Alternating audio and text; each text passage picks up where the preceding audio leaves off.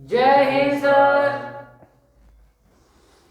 जय हिंद बच्चों, इस समय आप लोग महामना इंस्टीट्यूट के यूट्यूब चैनल से जुड़े हुए हैं और इस चैनल में मैं आप सबका स्वागत करता हूं। आज हम लोग class 11th mathematics Hindi medium NCERT book के 15th चैप्टर में सांख्यिकी यानी स्टैटिक्स की प्रश्नावली 15.2 को पढ़ रहे हैं और आज हम लोग देखेंगे लघु विधि से माध्य और माध्य विचलन ज्ञात करना। लेकिन इसके पहले मैं आपको बता दूं कि माध्य के लिए जो फार्मूला होता है, माध्य को यक्स बार से रिप्रेजेंट करते हैं, ये sigma F i x I upon sigma F I होता है और सिग्मा स्क्वायर जो होता है ये प्रसरण होता है। Sigma square is equal to sigma F I और ब्रैकेट में X I minus x bar whole square upon sigma F I होता है। अगर यहीं से सिग्मा की वैल्यू निकालते यानी सिग्मा स्क्वायर की वैल्यू निकाल लेंगे, आप फिर सिग्मा की वैल्यू निकालेंगे तो स्क्वायर बराबर के दूसरे तरफ जाएगा तो वर्गमूल हो जाएगा, तो फिर वहाँ से हम लोगों को मानक विचलन निकल जाएगा। तो याद रखे रहिएगा, सिग्मा स्क्वायर को प्रसरण कहते हैं और सिग्मा को मानक विचलन कहते हैं। एक चीज़ और हम आपको बता दें कि अब यहाँ से यानी हम आपको जो क्वेश्चन नंबर 4 बताने जा रहे हैं, यहाँ से हम लोग वर्गीकृत आंकड़ों को देखेंगे। और जैसा कि आप जानते हैं कि वर्गीकृत आंकड़े दो तरह के होते हैं, एक असतत और दूसरा सतत होता है। तो पहले हम लोग असतत आंकड़े को पढ़ेंगे, इसके बाद फिर सतत आंकड़ों को पढ़ेंगे। तो क्वेश्चन नंबर 4, 5, 6 तीनों एक तरह के हैं और फिर 7, 8, 9, 10 एक तरह के हैं। तो हम आपको ये 4, 5, 6 और ये जो हम विधि बता रहे हैं ये लघु विधि है, लघु विधि से ही हम आपको बता रहे हैं। तो चलिए हम शुरू करने जा रहे हैं। पहले वाले में दिया हुआ है यक्स आई, यहाँ हम यक्स आई रखेंगे, इसके बाद यहाँ रखेंगे एफ आई और फिर इसके बाद अगला स्टेप जो होगा वो एफ आई इंटू एक्स आई होगा। फिर अगला स्टेप होगा एक्स आई माइनस एक्स बार। फिर अगले स्टेप में एक्स आई माइनस एक्स बार का स्क्वायर और फिर इसका अगला स्टेप जो होगा वो f i x I minus x bar का स्क्वायर होगा। तो हम यहाँ से सॉल्व कर लेंगे। चलिए क्या दिया हुआ है क्वेश्चन नंबर 4 मैं बता रहा हूँ, आप सभी लोग बुक खोल करके क्वेश्चन नंबर 4 को देखें। देखिए क्वेश्चन नंबर 4 में यक्स आई जो दिया हुआ है ये दिया है 6, 10, 14, 18 और फिर ये 24 के बाद आपको दिया है 28 और 28 के बाद आपको दिया हुआ है 30। तो ये एक्स आई की वैल्यू आपको दिया हुआ है 6, 10, 14, 18, 24, 28 और 30। इसके बाद नेक्स्ट स्टेप में एफ आई दिया हुआ है, यहाँ हम वर्गीकृत आंकड़े और उसमें जो असतत आंकड़े होते हैं उससे हम लोग माध्य और माध्य विचलन और प्रसरण ज्ञात कर रहे हैं। तो एफ आई की जो वैल्यू दी गई है ये 2 है, 4 है, इसके बाद आपको दिया हुआ है 7 दिया है, 12 दिया है और फिर जो है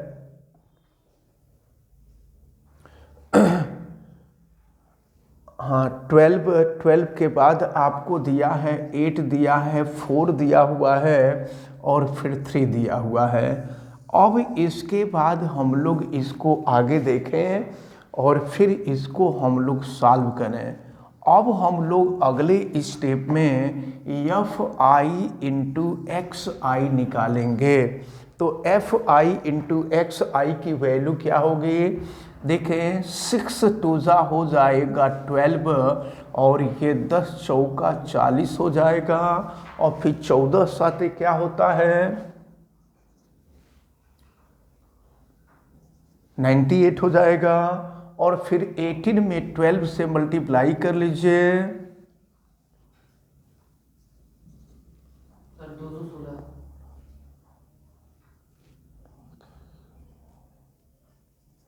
ये हो जाएगा आपका 216, फिर 24 में 8 से मल्टीप्लाई कर लीजिए।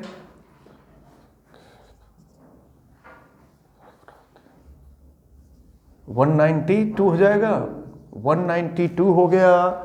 इसके बाद आप 28 में 4 से मल्टीप्लाई कर लीजिए तो 8 चौका 32 हो जाएगा, 2 हो गया और फिर 3 और 4 दूना 8 3 11 112 हो जाएगा और ये हो जाएगा आपका 90।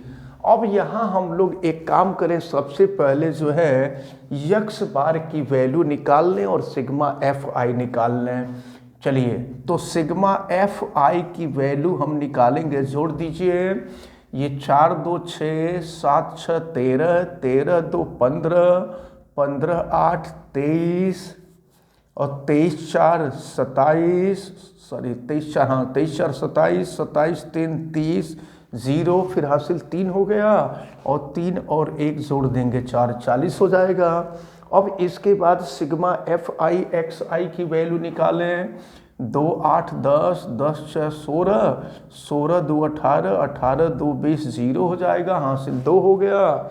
2 1 3 4 3 7 9 7 16 16 1 17 और 17 9 हो जाएगा 26 26 1 27 27 और 9 हो जाएगा 36 तो 6 हो जाएगा, हासिल 3 हो गया। और इसके बाद 3 2 5 5 1 6 6 1 7 ये हो जाएगा आपका sigma F i x i की वैल्यू 760 हो गया। अब यहाँ से हम यहाँ पर हम निकाल लें यक्स बार, तो x bar is equal to sigma F i x i. ये sigma F i x i की वैल्यू है, ये है आपका 760 और बटा में हो जाएगा 40, ये हो जाएगा 40। तो 0 से 0 कैंसिल हो जाएगा, 2 से इसको कटा दे थोड़ा सा छोटा हो जाएगा, 2 हो गया और ये हो गया 2 3 6 और 2 7 14 हो गया। ये है आपका 37/2 हो गया। अब इसके बाद जो है अगर 2 से हम भाग दें तो ये हो जाएगा 18.5 हो जाएगा। तो यक्स बार की जो वैल्यू आ रही है वो 18.5 आ रही है। देखिए यहाँ गलत नोट हो गया था, ये 760 था, हम गलती से 740 लिख दिए थे।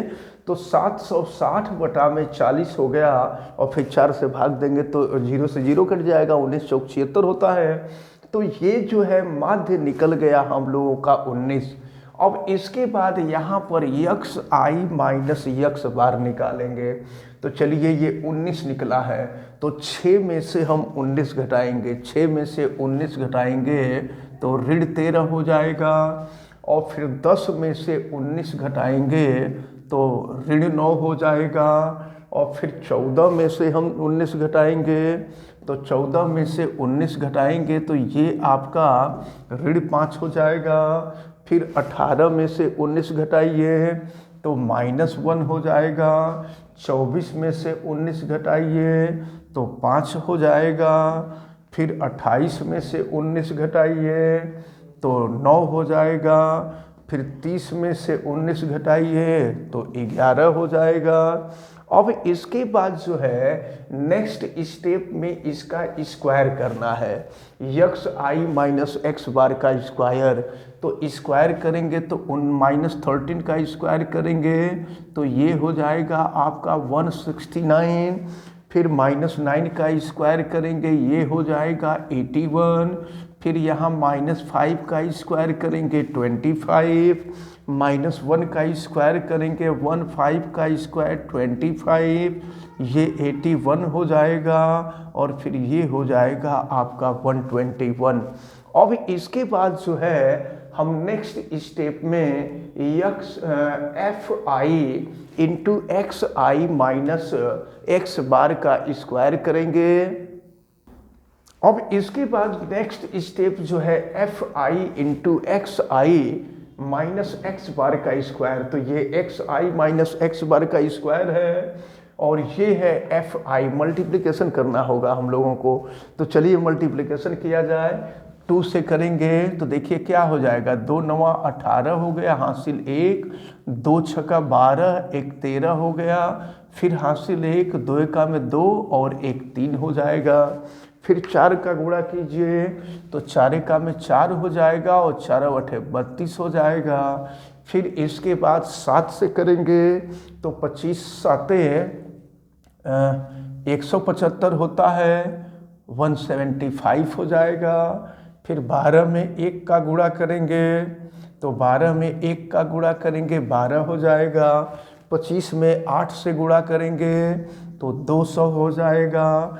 फिर 81 में करना है 4 से गुणा तो ये आपका 324 हो जाएगा।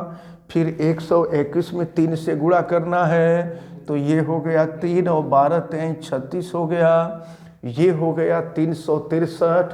अब हमको ज़रूरत है इसी को जोड़ने की, तभी सिग्मा fi एक्स आई माइनस एक्स बार स्क्वायर निकलेगा। सिग्मा fi एक्स आई माइनस एक्स बार का स्क्वायर जोड़िए तो ये 8 4 12, 12 5 17, 17 2 19, 19 4 23, 23 3 26 हो जाएगा।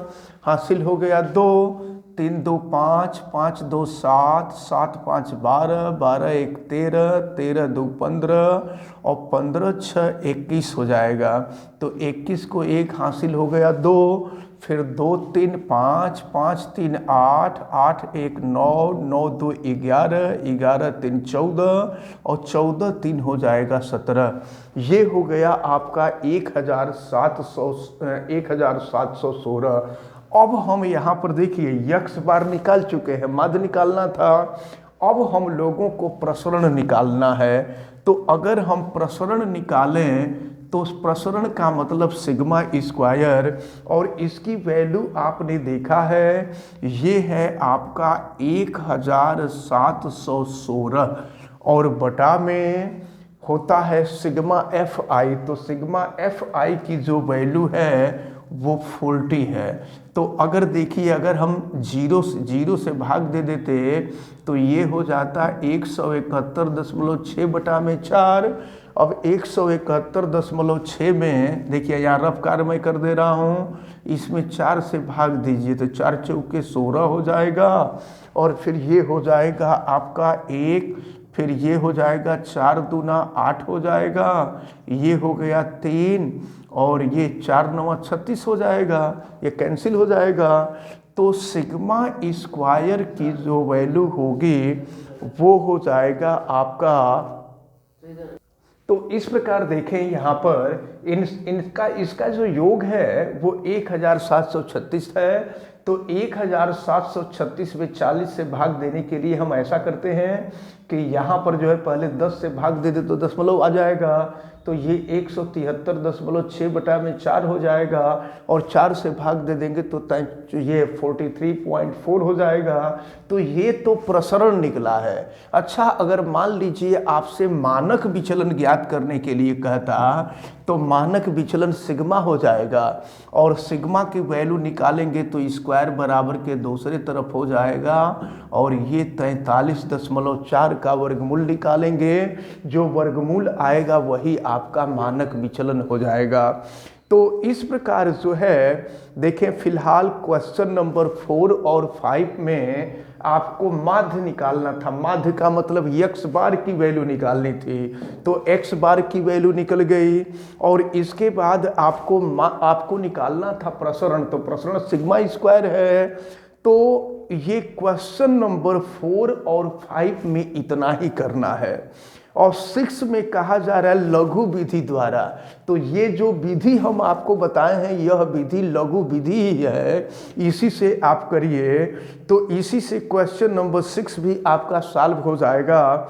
यहाँ पर माध्य का मतलब x बार की वैल्यू निकालनी है, और फिर इसके बाद आपसे कहा जा रहा है मानक विचलन। तो पहले मानक विचलन निकालने के लिए क्या करेंगे, पहले प्रसरण की वैल्यू निकालेंगे, सिग्मा स्क्वायर की वैल्यू निकालेंगे, और इसके बाद जब सिग्मा की वैल्यू निकालेंगे स्क्वायर बराबर के दूसरे तरफ जाएगा तो वर्गमूल हो जाएगा।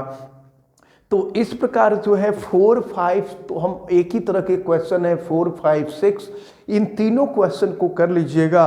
और इसके बाद नेक्स्ट डे हम आपको ये 7, 8, 9, 10 ये एक तरह के क्वेश्चन हैं, यहाँ पर सतत आंकड़े हैं, इनको हम बता देंगे। फिलहाल ये क्वेश्चन आप लोगों को समझ में आ गया? Yes sir. तो चलिए ठीक है, अच्छी तरह से इसको तैयार करते रहें, और इसके बाद अब हम आगे बढ़ेंगे। तो आगे हम लोग कल देखेंगे नेक्स्ट वीडियो। हमें उम्मीद है कि आज जितनी भी बातें आपको बताई गई हैं ये सारी बातें आपको अच्छी तरह से समझ में आई होंगी। आप वीडियो को लाइक ज़रूर कीजिएगा, और अगर आप चैनल पे नए हैं तो चैनल को सब्सक्राइब भी कर लीजिए, बेल आइकन को भी प्रेस करें। और अगर किसी प्रकार की कोई दिक्कत समझ में आती है तो आप कमेंट करके ज़रूर बताएं, और वीडियो को मैक्सिमम स्टूडेंट तक शेयर ज़रूर कीजिएगा। आप सभी लोगों का बहुत बहुत धन्यवाद। जय हिंद।